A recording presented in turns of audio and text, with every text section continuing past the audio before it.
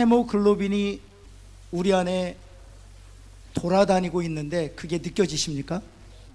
옆에 있는 분에게 좀 우스운 인사긴 하지만 당신의 헤모글로빈은 안녕하십니까? 그 헤모글로빈이 느껴지세요? 여러분, 그렇다면 우리 몸 안에 헤모글로빈이 몇 개나 있을까요? 내 몸인데 내가 몰라요? 헤모글로빈이 몇 개나 있을까요? 적혈구 하나에 2억 8천만 개가 있답니다. 이 헤모글로빈의 역할은 우리가 이렇게 숨을 들어 마시지 않습니까? 그러니까 이 숨에서 산소를 분리해서 화물열차 같아요. 그래서 헤모글로빈이 그 산소를 실어서 필요한 곳에 보내주는 것이죠. 그런데 적혈구 하나에 그 헤모글로빈이 그 화물열차가 2억 8천만 개가 있대요. 그러면 궁금하지 않으세요? 우리 몸에 적혈구는 몇 개가 있을까요? 500만 개가 있답니다. 그럼 여러분 빨리 한번 계산해 보시겠습니까? 2억 8천만 곱하기 500만 몇이죠? 그게 안 돼요? 모르겠습니다. 여러분, 수없이 많은 헤모글로빈이 내 몸 안에 있다는 건 알아요. 그런데 여러분, 우리는 누가 가르쳐 주지 않으면 내 몸 안에 그렇게 많은 헤모글로빈이 있다는 사실도 모르고요, 가르쳐 준다고 해도 우리는 관찰할 수도 없고 감각적으로 느끼지도 못합니다. 여러분, 하나님께서 우리에게 행하신 일도 마찬가지라는 것 아세요? 하나님께서 하신 일이 너무나도 실제적이고 구체적이고 사실일진데 우리 눈으로는 관찰할 수가 없어요. 우리의 감각으로는 느낄 수가 없어요. 그 수많은 헤모글로빈을 몸속에 지니면서도 사실 오늘 아침에 그 헤모글로빈이 안녕하신지 모르는 채 사는 것처럼 하나님께서 저와 여러분을 행하신 일들이 수없이 많은데도 불구하고 우리는 감각적으로 그것을 느끼지 못하고 산다는 사실이죠. 여러분, 오늘 우리가 읽었던 이 본문을 통해서 하나님께서 우리에게 행하신 일을 살펴보면서 은혜를 나누고자 하고요, 그 은혜를 받은 우리들이 어떻게 살지를 마지막 부분에서 함께 나누고자 합니다. 여러분, 하나님께서 너무나도 구체적으로 사실적으로 또 실제적으로 우리에게 행하신 그 첫 번째 일이 무엇인가 하면 우리의 옛사람은 완전히 죽었다는 사실입니다. 더 정확히 하나님 측면에서 말씀드리면 하나님께서 우리의 옛사람을 완전히 죽이셨다, 그런 뜻입니다. 옆에 있는 분에게 하나님께서 당신의 옛사람을 완전히 죽이셨습니다 한번 할까요? 이 옛사람이란 죄의 몸을 의미해요. 그래서 다시 말해서 하나님이 저와 여러분의 죄의 몸을 완전히 죽이셨다, 그런 뜻입니다. 오늘 우리가 읽었던 이 본문은 할례에 대한 이야기예요. 할례에 대해서는 우리가 좀 알 필요가 있습니다. 한번 따라해 볼까요? 할례. 할례란 무슨 뜻이냐? 우리 창세기 17장 10절 말씀 한번 볼까요? 이 아브라함에게 주신 언약인데 성경 최초에 나오는 언약이에요. 그래서 너희 중 남자는 다 할례를 받아라.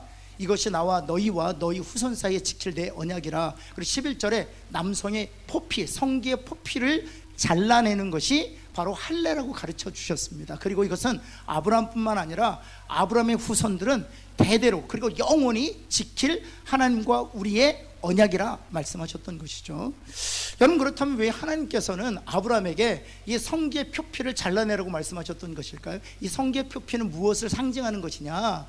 죄의 덩어리를 상징해요. 죄의 덩어리를 끊어내므로 성결하고 거룩한 백성이 되어 하나님께 속하라, 그런 의미에서 이 할례라는 언약을 주신 것입니다.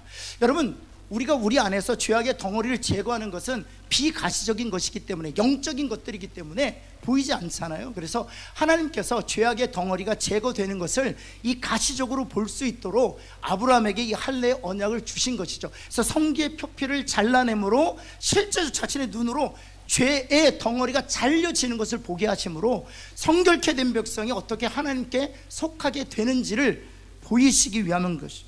그래서 그 할례의 본연의 뜻을 예레미야 4장 4절에서는 이렇게 얘기하고 있습니다. 한번 볼까요? 유다인과 예루살렘 주민들아, 너희는 스스로 할례를 행하라, 이렇게 말하고 있지 않습니까? 그리고 할례를 행하는데 그 할례는 우리가 구약에서 보았듯이 육체 행하는 것이 아니라 어디에 행하는 것이다? 마음에 행하는 것이다. 너희 마음 가죽을 베고 여호와께 행하라 하는 것입니다. 사실 육체의 그 표피를 제거하는 것은 사실은 마음 안에 있는 죄악의 덩어리를 도려내는 것을 상징적으로, 그리고 가시적으로 보여주시는 의식이었던 것이죠. 여러분, 그렇다면 여기서 이런 질문을 던질 수 있습니다. 이 할례의 참된 의미는 우리 마음 안에 있는 죄악을 도려내는 것이다는 것이죠. 그렇다면 우리가 우리 마음 안에 있는 죄악을 어떻게 도려낼 수 있을까요? 한번 옆에 있는 분 그 죄악을 보시고 한번 도려내 보아 주시겠습니까? 불가능한 일이에요. 나도 내 마음에, 내 생각 안에 있는 죄악을 도려내는 것이 가능하지 않거든요.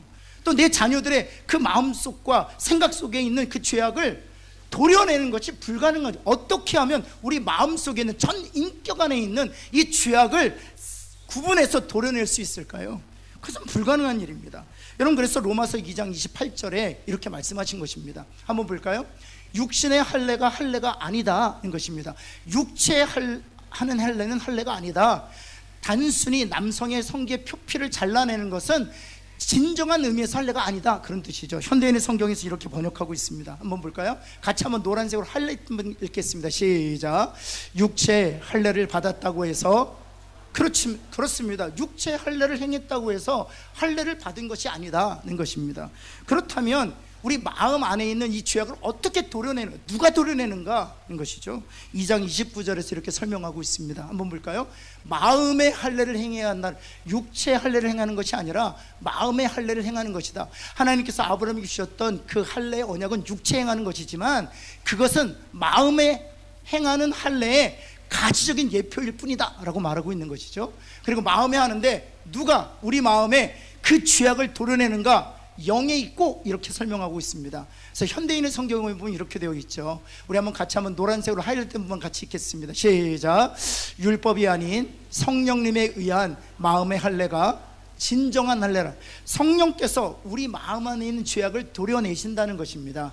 그것이 바로 진정한 의미에서 아버지에게 주신 할례이다 라고 얘기하는 것이죠. 이 짧은 구절이지만 여기서 우리가 두 가지 진리를 알 수가 있어요. 첫 번째는 무엇인가 하면, 할례는 누가 하는 것이다?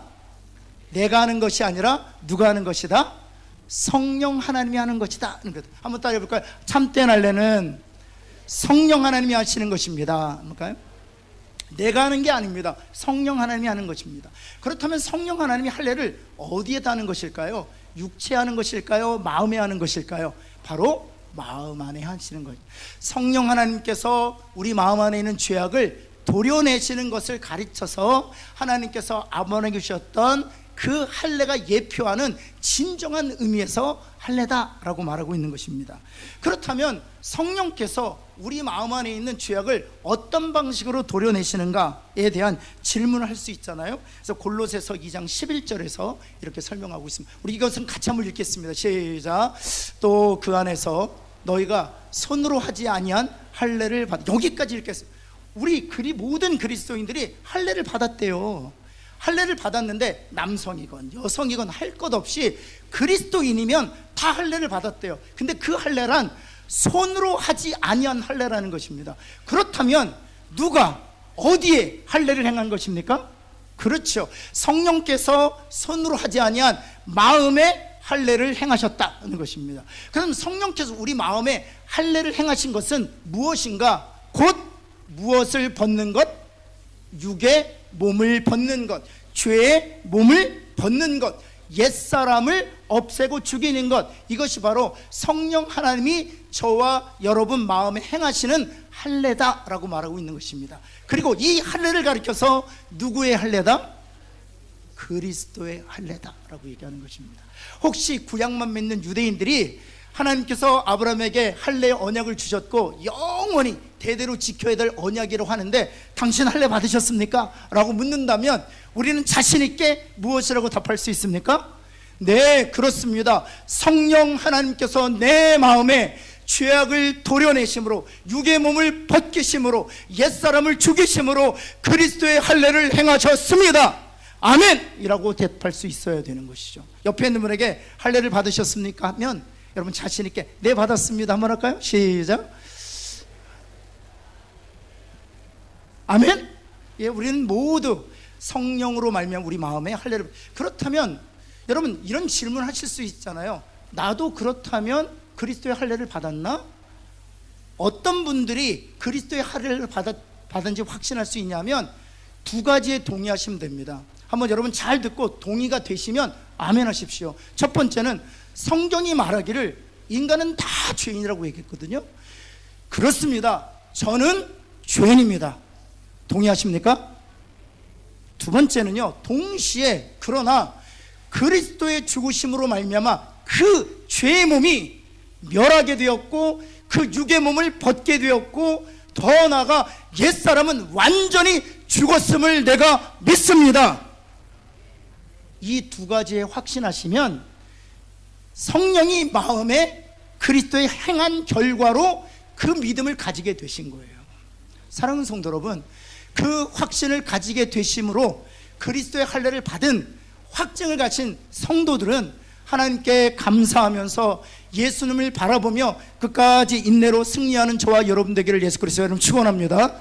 근데 반대로 이 두 가지에 동의하지 못하신 분들, 나는 죄인 아닙니다, 더 나아가서 그리스도의 보혈로 나의 죄가 사함을 얻었고 그리스도의 할례로 말미암아 내가 육의 몸을 벗었다는 성경의 약속에 내가 인정 못하겠습니다 하는 분들이 있다면, 우리 사랑하는 성도들에게 성령이 그 마음에 그리스도의 할례를 행하심으로 육의 몸을 벗기신 것처럼 그런 은혜가 지금 이 시간 그들에게 주어지기를 예수 그리스도에 다시 한번 축원합니다.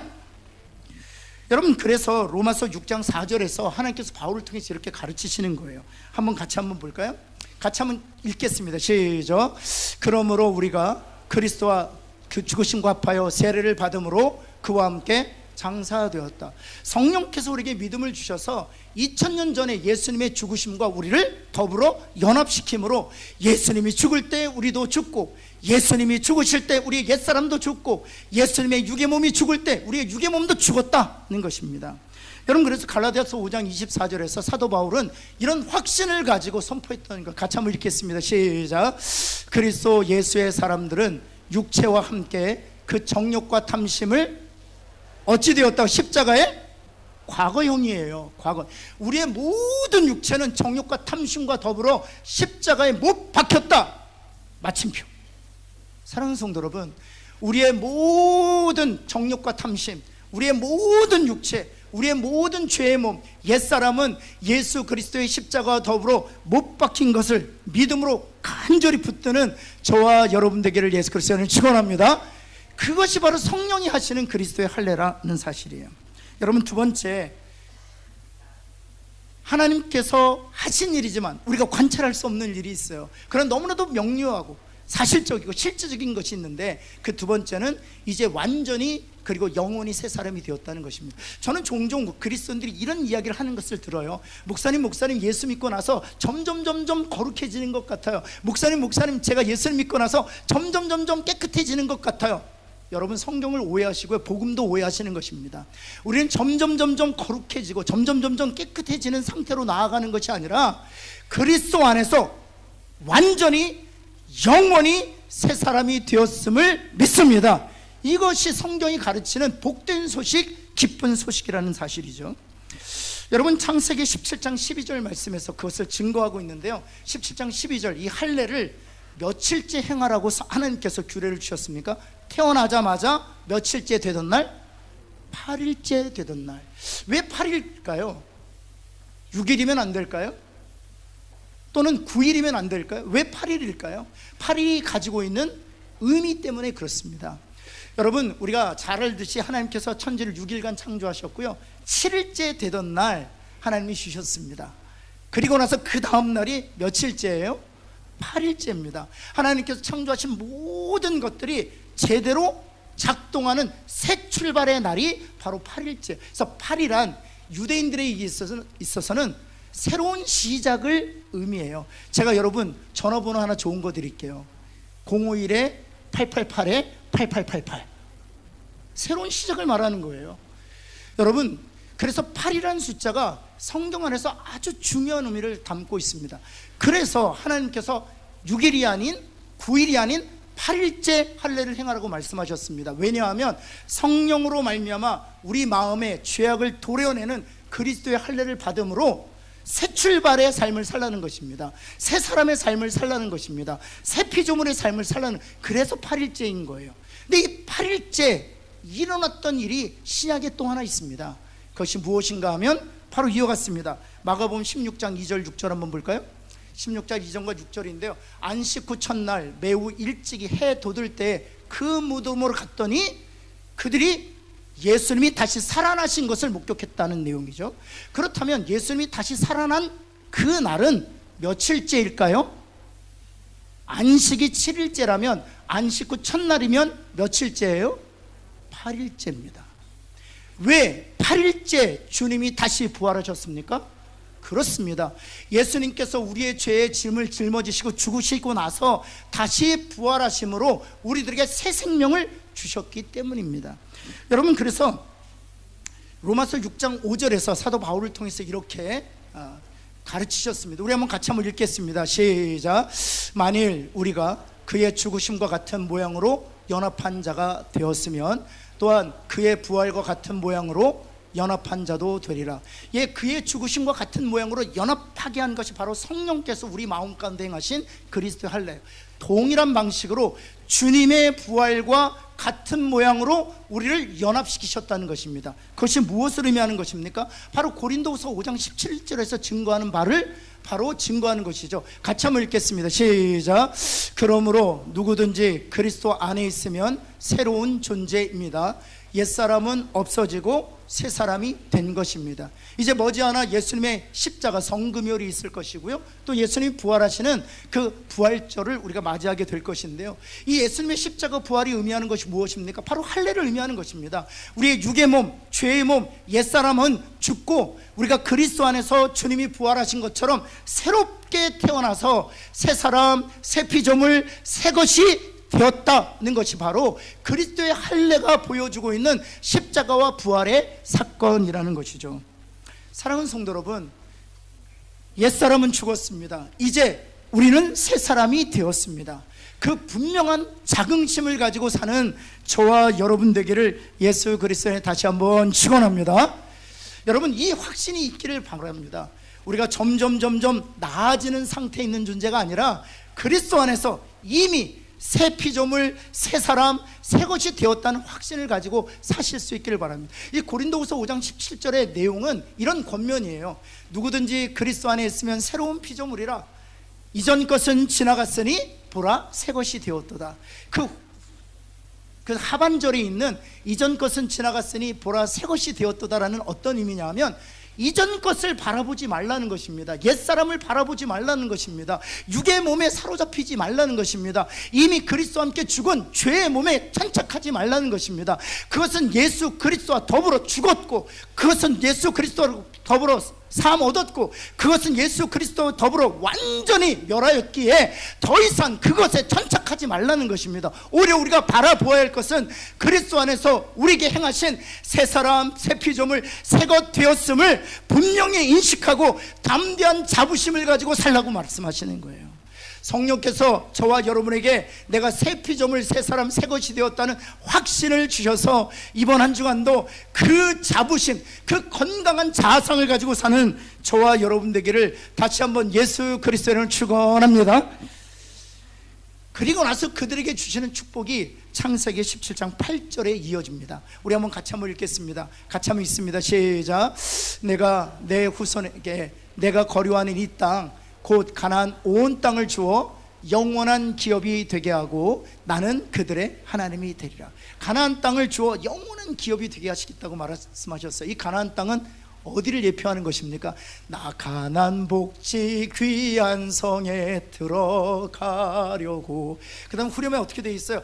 길이 살겠네, 나 길이 살겠네. 그 가나안 땅에서 길이 살겠다는 것입니다. 그렇다면 이 가나안 땅을 너에게 기업을 주로 영원한 기업이 되게 하겠다 할 때 이 가나안 땅은 무엇에 대한 약속입니까? 그렇죠, 하나님의 나라, 천국, 그 땅에서 누리게 될 영원한 안식과 영생에 대한 약속이에요. 성령께서 우리 마음에 그리스도의 할례를 행하심으로 말미암아 예수님과 함께 죽고 예수님과 함께 살아나 거룩한 하나님의 백성이 된 모든 하나님의 자녀들에게 하나님이 친히 약속하시는 것입니다. 하나님께서 저와 여러분에게 하나님의 나라를 영원한 기업으로 주셨고, 그 영원한 땅에서 영원한 안식과 생명을 누리며 살게 될 줄을 믿습니다. 존 뉴턴이라는 사람이 있어요. 존 뉴턴이라는 사람은 노예선 선장이었습니다. 그 당시에는 가장 큰 범선이어도 30m밖에 지나지 않았어요. 돛 따라서 다니는 범선이었습니다. 그 자그만 30m도 채 안 되는 그 범선에 노예들을 아프리카에 실어서 영국으로 팔았던 이가 바로 존 뉴턴입니다. 여러분, 가장 최대치로 몇 명까지 실을 수 있을까요? 이 30m밖에 된 그 자그마한 범선에 약 500명을 실을 수 있답니다. 그 30m밖에 되지 않는 그 자그마한 배에 어떻게 500명? 그래서 그 당시에 기록이 있어요. 어떻게 노예를 실었는 줄 아세요? 통나무 실듯이 실었습니다. 한 칸 누이고 그 위에 누이고 그 위에 누이고 그 위에 누여서 500명을 실었대요. 그래서 존 뉴턴의 자서전의 기록에 의하면 500명 중에 항해 중에 질식사로 250명이 죽었답니다. 그래도 아프리카에서 원숭이 잡듯이 그 아프리카인들을 잡아서 영국에다 팔았던 사람이 바로 존 뉴턴이에요. 살인자예요. 인신매매범이에요. 근데 그가 성령께서 그 마음에 행하신 그리스도의 할례를 받았어요. 옛사람은 죽고 그리스도의 부활과 연합하여 새 사람이 되었습니다. 그 후에 그가 목사가 되어, 그리고 그가 지은 찬송시를 지금 우리가 부르고 있습니다. 나 같은 죄인 살리신. 여러분, 자기가 생각해도 자기 같은 죄인이 없는 거예요. 근데 자기 같은 죄인 살리신 주 은혜, 너무 어메이징, 놀랍다는 것입니다. 어떻게 자기 같은 죄인을 하나님이 살리셨냐는 거예요. 잃었던 생명 찾았고 광명을 얻었네. 그리고 그의 찬송은 여기서 끝나지 않습니다. 4절 말씀에 보면 거기서 우리 영원히 주님의 은혜로 해처럼 밝게 살면서 주 찬양하리라. 그렇게 살인자고 인신매범이고 흉판자가 이런 담대한 확신을 어떻게 가지게 되었습니까? 바로 성령께서 주시는 그리스도의 할례로 말미암아 확신이 있었기 때문이에요. 옛사람은 죽었고 나는 그리스도 안에서 새 피조물이 되었습니다 라는 담대한 확신이 있었기 때문이에요. 사랑하는 성도 여러분, 이런 확신을 가지고 천성을 바라보며 구원하신 하나님을 담대하게, 그리고 용기 있게 확신을 가지고 찬송하는 저와 여러분 되기를 예수 그리스도는 다시 한번 축원합니다. 여러분, 이 놀라운 사랑을 받은 우리들이 어떻게 살아야 될까요? 세 가지만 짧게 말씀드리고 마치겠습니다. 첫 번째는 우리 같이 한번 읽을까요? 시작. 모두가 성령께서 하시는 마음의 할례를 받아 옛사람은 죽고 그리스도 안에서 새 사람이 되게 하는 것입니다. 할례 규례를 주실 때 하나님께서 아브라함에게 이렇게 말씀하셨습니다. 창세기 17장 12절 말씀 볼까요? 이 할례를 행하라 말씀하시고 집안에서 난 자들에게 다 할례를 행하라 말씀하셨습니다. 첫 번째로 우리가 정말 기도하고 복음 열심히 전해서 성령으로 말미암아 그 마음에 할례를 받아 옛사람이 죽고 새 사람이 되게 하는 그 은혜를 누구에게 나누어야 되겠어요? 집안에서 난 자들에게 나눠야 됩니다. 자녀들에게, 또 우리 손주들에게 하나님 이 은혜가 흘러가도록 우리가 기도해야 돼요. 열심히 복음 전해야 돼요. 우리 부모 형제들 역시 마찬가지입니다. 집안에서 난 모든 자들에게 이 그리스도의 할례를 전함으로 말미암아 우리를 구원하신 하나님의 은혜가, 존 뉴턴을 구원하신 그 하나님의 은혜가 그들에게도 나타나도록 우리가 열심히 섬겨야 될 것입니다. 계속해서 17장 12절 한번 볼까요? 집안에서 난 자들뿐만 아니라 17장 12절에 보면 누구에게도 할례를 행하라고 얘기하고 있습니까? 이방 사람에게도. 그래서 주님이 말씀하신 거예요. 너희가 성령을 받고 권능을 받으면 예루살렘과 사마리아와 온 유대와 땅끝까지 이르러 내 증인이 되라고 말씀하신 거예요. 여러분, 이방 사람들에게도, 예수 믿지 아니하는 사람들에게도 복음 전해야 되겠습니다. 여러분, 두 번째 우리가 해야 될 일이 있다면 바로 예수님의 몸을 위해서 사는 것입니다. 우리 한번 따라해볼까요? 예수님의 몸을 위해서 삽시다. 한번 할까요? 하나님께서 그런 은혜를 주시기 위하여 예수님의 몸을 내어주셨습니다. 성령께서 그리스도의 할례로 우리 마음 안에 있는 죄악을 도려내시죠. 근데 그것이 가능하기 위해서는 예수님께서 십자가에 죽으시고 부활하셔야 그것이 가능했던 거예요. 왜냐하면 성령으로 말미암아 예수님과 연합되어 예수님과 함께 죽고 예수님과 살아 옛사람이 멸하고 새 사람으로 살기 위해서는 예수 그리스도의 십자가 부활의 사건이 중요하기 때문이죠. 그 일을 위해서 예수님께서 자신의 몸을 내어주셨다는 사실입니다. 따라서 그 은혜를 받은 우리들이 예수님의 몸을 위해서 살아야 되는 것입니다. 그렇다면 예수님의 몸을 위해서 산다는 것은 무엇을 의미하느냐? 에베소서 1장 23절 말씀 볼까요? 교회는 그의 몸이라. 교회가 바로 예수 그리스도의 몸이라고 교회는 건물이 아니에요. 교회는 사람입니다. 그리고 단수가 아니라 복수예요. 정확하게 말씀드리면 교회란 예수 믿는 공동체, 한번 따라해봐요. 교회란 예수 믿는 공동체입니다. 이것이 바로 누구의 몸이라고요? 그리스도의 몸이라고요. 제가 이런 예를 들었었습니다. 여러분, 축구 잘하는 선수 하나 누가 떠오르신가요? 손흥민 떠오릅니다. 손흥민이 오른발잡일까요? 왼발잡일까요? 누구는 왼발이고 누구는 오른발인데요, 태어날 때부터 그는 오른발잡이였다고 해요. 그런데 열심히 연습해서 이제는 주발이 왼발이 되었죠. 그게 중요한 것이 아니고요, 주발이 아닌 오른발로 골을 넣었어요. 그렇다면 신문 기자들이 그 오른발만 신문에 실을까요? 아니요. 헤딩으로 골을 넣습니다. 그럼 머리만 신문에 실을까요? 아니요. 손흥민을 실죠. 이것이 무엇을 의미하느냐? 우리 교회는 그리스도의 몸입니다. 여러분, 담임 목사가 너무 잘해서 해트트릭을 넣었어요. 그러면 담임 목사만 전면에 신문에 실으면 교회 몸의 역할을 하는 것입니까? 아니요. 담임 목사가 잘해서 해트트릭을 넣어도 전면에는 누가 나와야 돼요? 예수님이 나와야 돼요. 장로님과 권사님과 안수입사님들이 합작해서 멋진 골을 만들어도 장로님과 안수입사님, 권사님들이 나오는 것이 아니라 누구의 이름이 전면에 나와야 돼요? 예수님의 이름이 전면에 나와야 돼요. 그것이 바로 교회의 몸을 위해서 사는 것입니다. 나를 위해서 사는 것이 아니라 예수 그리스도의 몸된 교회를 위해서 산다는 것은 바로 그런 거예요.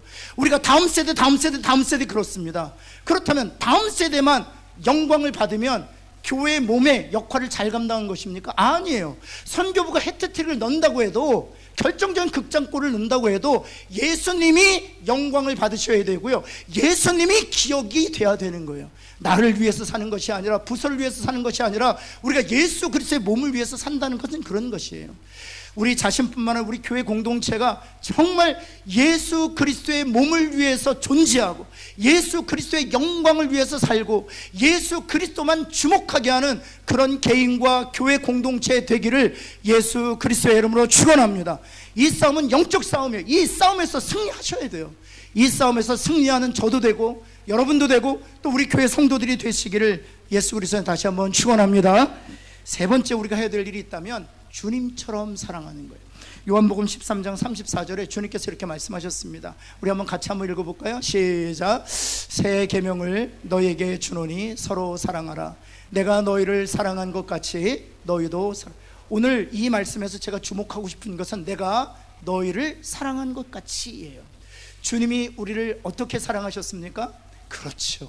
예수님과 함께 죽고 예수님과 부활하여 새 사람이 되게 하시기 위하여 자신의 생명을 아낌없이 내어주셨습니다. 그와 같이 우리도 서로 사랑하라 말씀하시는 것입니다. 올해 우리 교회 표어가 주님처럼 서로 사랑하자는 거예요. 우리 옆에 있는 분에게, 물론 공허한 슬로건일 수 있습니다. 그러나 하나님께서 여러분을 도우실 것을 믿고 옆에 있는 분에게 주님처럼 사랑합시다 한번 할까요? 여러분, 호주에 케이트 오그라는 여성이 있었습니다. 제가 기사를 살펴보니까 2010년 8월에 있었던 일이에요. 여러분, 케이트 오트가 정말 하나님께서 주신 태아의 선물을 받았어요. 쌍둥이였습니다. 그리고 몇 개월 지나서 보니까 쌍둥이인데 남아하고 여아가 있었던 거예요. 얼마나 감사한지 몰라요.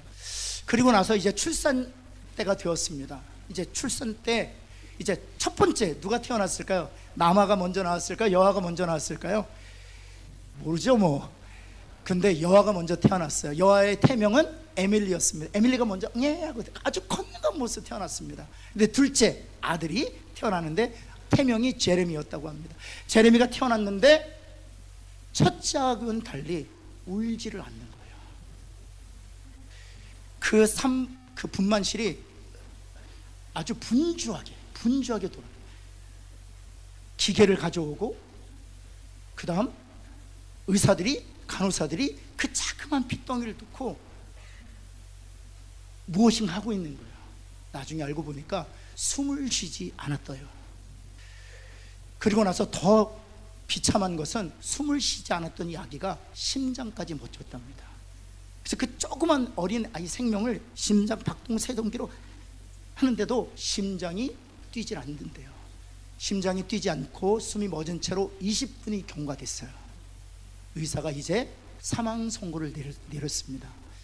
그런데 그 모든 광경을 그 어미가 지켜보고 있었어요. 케이트 오그라는 이 크리스찬 여성이 지켜보고 있었습니다. 그리고 그 모든 일이 다 끝나고 기계가 하나둘씩 다 띄어진 다음에 그녀가 이렇게 부탁을 했다고 합니다. 이제 마지막으로 내 아들 제레미를 내가 품에 안을 수 있도록 허락해 달라고. 의사와 간호사가 회의를 끝난 후에 안도록 허락했습니다. 그리고 심장 가까이 그 아이를 안고 나서 그녀가 이렇게 이야기했다고요. 내 사랑하는 제레미, 내가 너를 너무 사랑한다. 그리고 뜨겁게 사랑한단다. 그랬더니 그 말이 끝나자마자 놀라운 일이 있었는데 심장이 다시 뛰기 시작했대요. 여러분, 이 이야기가 우리에게 어떤 교훈을 주고 있습니까? 우리는 심장이 멈췄던 사람들이었습니다. 하나님에 대하여 심장이 멈췄던 사람이에요. 그러나 하나님께서 예수 그리스도를 십자가에 내어주심으로 내가 너를 사랑한단다. 내가 너를 뜨겁게 사랑한단다. 사랑의 고백을 통해서 하나님을 향하여 멈췄던 심장을 다시 뛰게 하셨어요. 여러분, 이 사랑을 가지고 하나님에 대하여 냉랭한 사람, 하나님에 대해 얼어붙은 마음을 갖고 있는 사람들을 끌어안아 줄 수만 있다면 그들도 하나님의 은혜로 우리처럼 하나님을 향한 심장이 다시 뛰게 될 줄을 믿습니다. 기도하겠습니다. 하나님, 주님 앞에 간절히 기도합니다. 우리 사랑하는 성도들을 정말 축복합니다. 우리가 눈으로 관찰할 수도 없고 볼 수도 없고 또 감각적으로 느낄 수도 없지만 하나님께서 성령으로 말미암아 우리 마음 가운데 그리스도의 할례를 행하신 줄을 믿습니다. 하나님, 우리의 옛사람은 완전히 죽었고 그리스도의 다시 살아남심과 연합된 우리가 그리스도 안에서 새 피조물, 새 사람, 새 것이 되었음을 믿습니다.